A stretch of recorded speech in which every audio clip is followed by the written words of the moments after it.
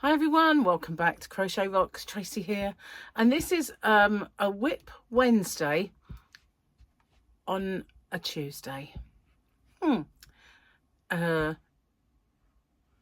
Tuesday sounds like an owl.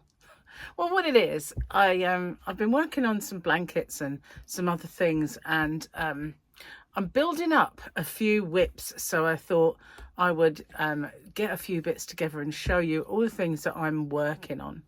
Now, some of these are just things I've done recently for tutorials and swatches and stuff like that. But this one is still one of my absolute favourites, and it was the no turning chain with this absolutely gorgeous ombre yarn, and the way it worked, I just don't want to unpick it. And unfortunately, I don't have enough left of this yarn to actually make anything of any consequence with, but there's something that just stops me from,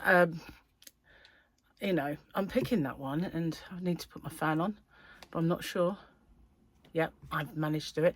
I'm sorry if this is going to get noisy, but I'm really warm. This is really freaky weather we're having just recently.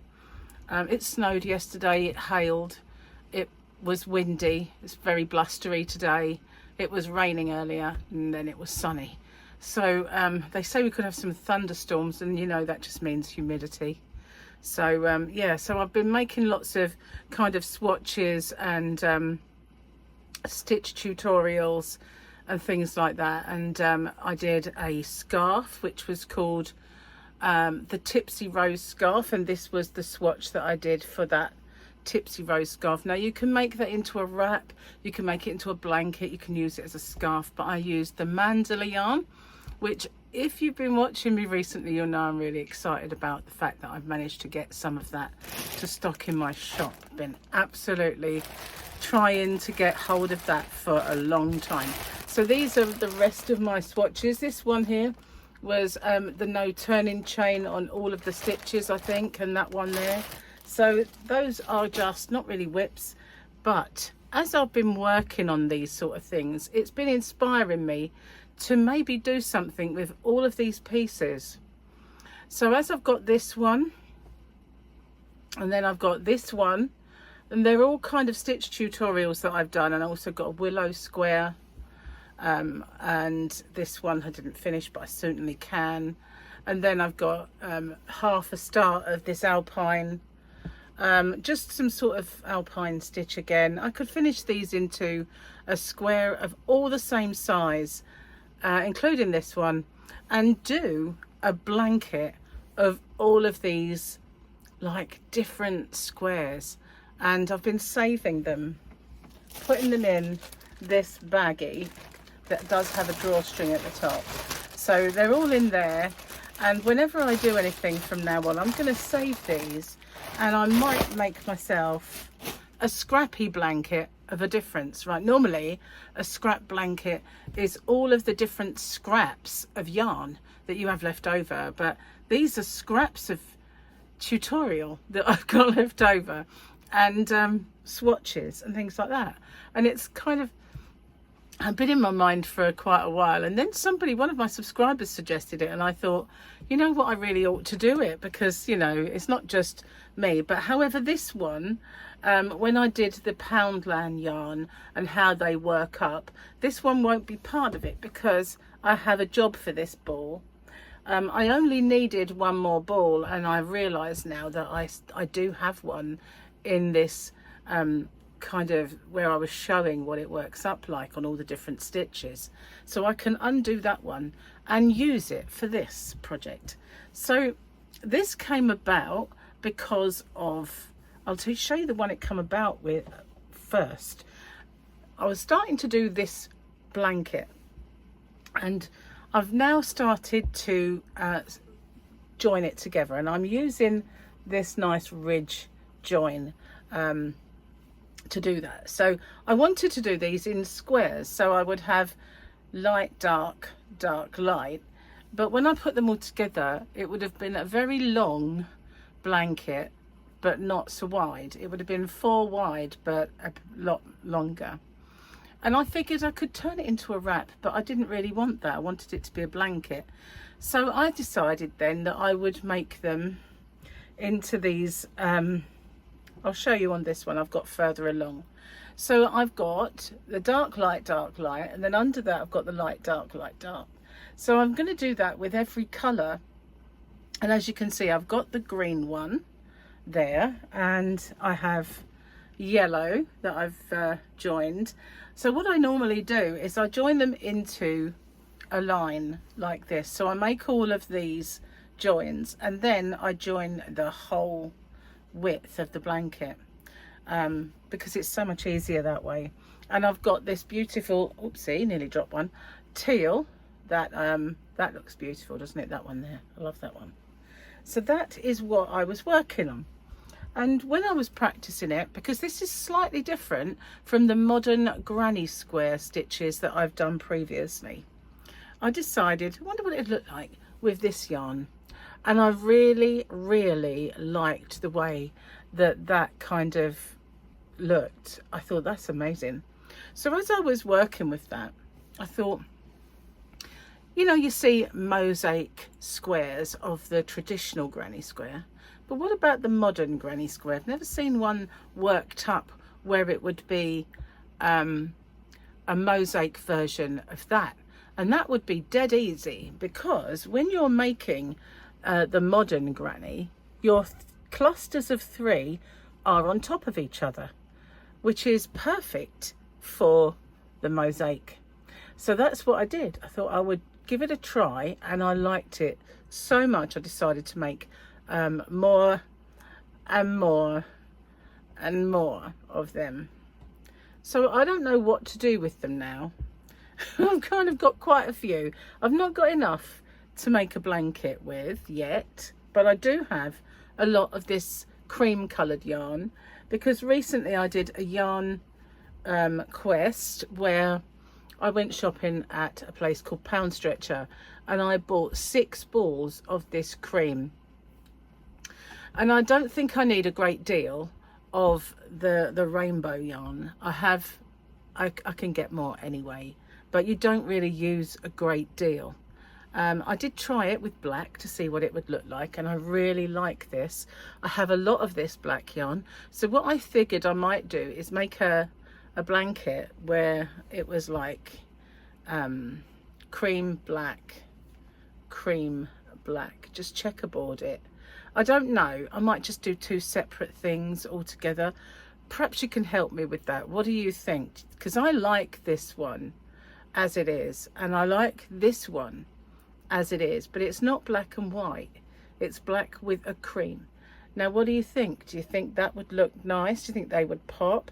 I'm going to feel like I'm going to have a mixed bag of replies on that one, but it was because I saw this one, it inspired me to give it a try with the making it the mosaic, and I really like it.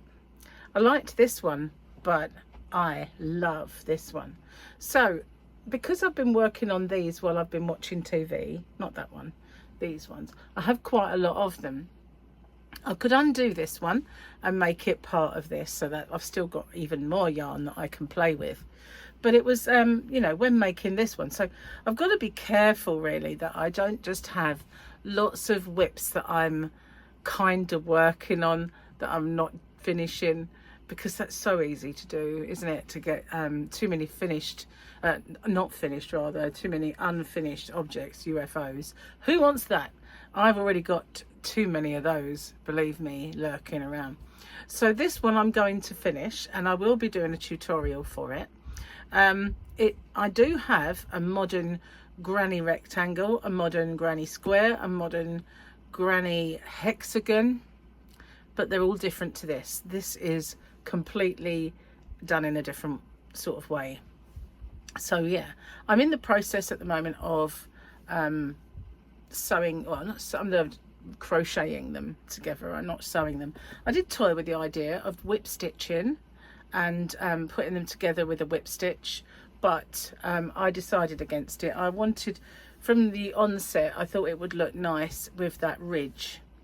I really like that, the way it I've done that for many years, making these ridges. And so what I've decided to break up my girly colours and my masculine colours. I know that it's a colour, and you know, why would they be masculine and feminine, but you know, I'm kind of breaking those up so that I've got the darks and the lights and everything else. So that is my current WIP, and I've nearly finished putting it together. Really, it won't take me very long.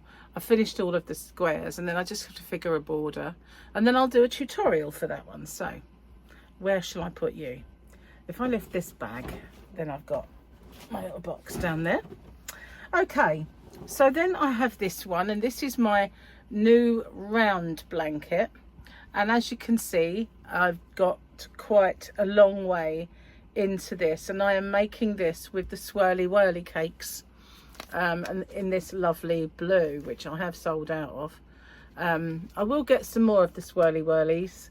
They are gorgeous. I will tell you that they are absolutely lovely to work with. They're gorgeous. I've done this one, and I also, which I have forgotten to bring in, did a shawl in the red berries, I think it's called, and that's a finished object, but it's in my drawer already, and that's beautiful. So yeah, I'm using these to make this, and the only thing I'm not quite sure, I need to lay it flat, because I'm beginning to wonder if I've got too many increases now. And you always know that it starts to do this, like when you used to put, maybe when you were young, and you put your records, your 45s or your albums too close to the sun, and then all of a sudden they would go into like wavy mode and be no good. So I don't know, I need to lay it flat just to see, but I have a feeling